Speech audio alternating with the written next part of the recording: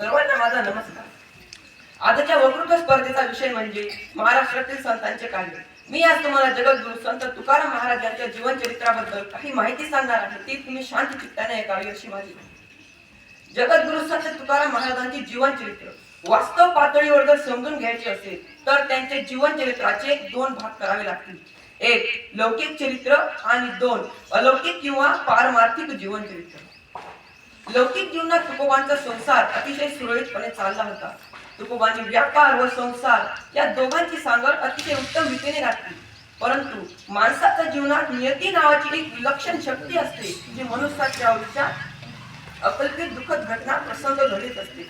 संत दिसणाऱ्या पाण्यात एखादी प्रचंड खळखळाट निर्माण व्हावा आणि ते पाणी वाट फिटेल तिकडे जावे, अशाच प्रकारे नियती सुद्धा माणसाच्या आयुष्यात अकल्पित दुःखद घटना प्रसंग घडीत असते. इसवी सन 1629 व 30 मध्ये महाराष्ट्रात भयानक दुष्काळ पडाला. या दुष्काळात तुकोबांचा व्यापार बुडाला, कर्ज झाले, आर्थिक स्थिती कसली, अन्नाची कमतरता पडू लागली. अन्न अभावी लोक प्राण सोडत होते. जीवन हे मरण्याच्या छायेने व्यापून गेले होते. जिकडे पाहावे तिकडे दुःखच दुःख दिसत होते. माणसे रडत होती, तडफडत होती, आक्रोश करत होती व माना टाकीत होती. सुख पाहता पाहता विरून जावे, डोक्यावरचे आभाळ धरून सर्वांगावर कोसळावे. वयाच्या 17व्या वर्षी आई वडिलांची छत्रछाया हरवून गेली. तुकोबांची वडील भाऊ सावजी यांनीही वैराग्य पत्करले, त्यामुळे त्यांचे दुसरेही कृपाछत्र हरवून गेले. संसार हा विलक्षण दुःखांनी भरला आहे हे तुकोबांनी ओळखले होते.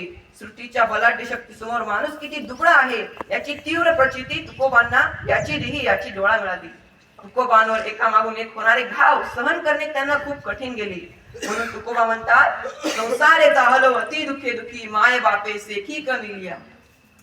संसारे जाहलो अति दुखे दुखी माय बापे सेखी क्रमिलिया.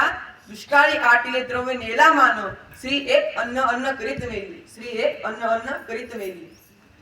या सर्व अघटित घटनांचा तुकोबांच्या मनावर अतिशय खोलवर परिणाम झाला आणि हेच दुःखद लाट त्यांच्या पारमार्थिक जीवनाच्या उन्नतीला कारणीभूत ठरली.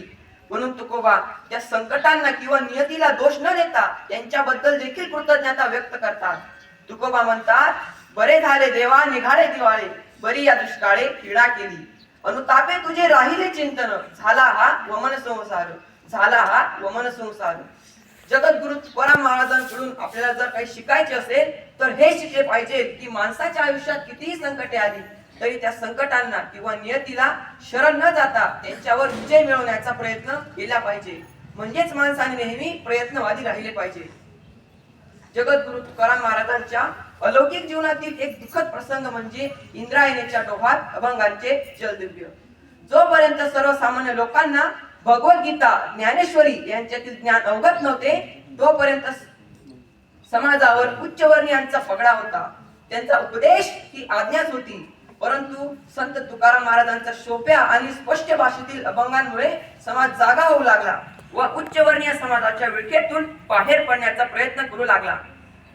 परंतु त्या काळी या दोघी घटनांचा परिणाम असा झाला की त्या काळातील पुरोहित वर्ग तुकोबांवर असंतुष्ट झाले. मग त्यात मंबाजी, रामेश्वर भट्ट सारख्या विद्वान पंडितांना देखील त्यांची विद्वत्व मान्य नव्हते. म्हणून त्यांनी तुकोबांना एक शिक्षा दिली आणि ती शिक्षा म्हणजे तुकोबांनी आपली अभंग गाथा इंद्रायणीच्या डोहात समर्पित करावी. मग विचार करा त्यावेळी तुकोबांच्या मनाची अवस्था काय झाली असेल. कारण तुकोबा सांगतात, मन हे विचार, विकार आणि विरक्ती या द्वंद्वापासून कधीही मुक्त नसते. धर्मपंडितांनी दिलेली शिक्षा ही माझ्यासाठी धर्माज्ञ आहे असे म्हणत तुकोबांनी आपली अभंग गाथा इंद्रायणीच्या डोहात समर्पित केली व त्याच ठिकाणी उपोषणात बसले. तो प्रसंग म्हणजे भक्त आणि भगवंतातील कलह होता. जणू भक्त आणि भगवंतातील भांडणच होतं. पांडुरंग तुकोबांची परीक्षा घेत होता तर तुकोबा त्या परीक्षेत उत्तीर्ण होण्यासाठी अट्टहास करत होते.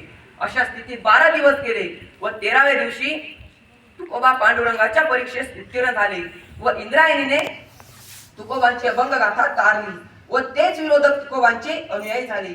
या घटनेनंतर तुकोबांचे जीवन विठ्ठलमय झाले. म्हणून तुकोबा म्हणतात, विठ्ठल आमचे जीवन आगम निगमाचे स्थान, विठ्ठल आमचे जीवन आगम निगमाचे स्थान, विठ्ठल सिद्धीचे साधन विठ्ठल ध्यान विसावा, विठ्ठल सिद्धीचे साधन विठ्ठल ध्यान विसावा.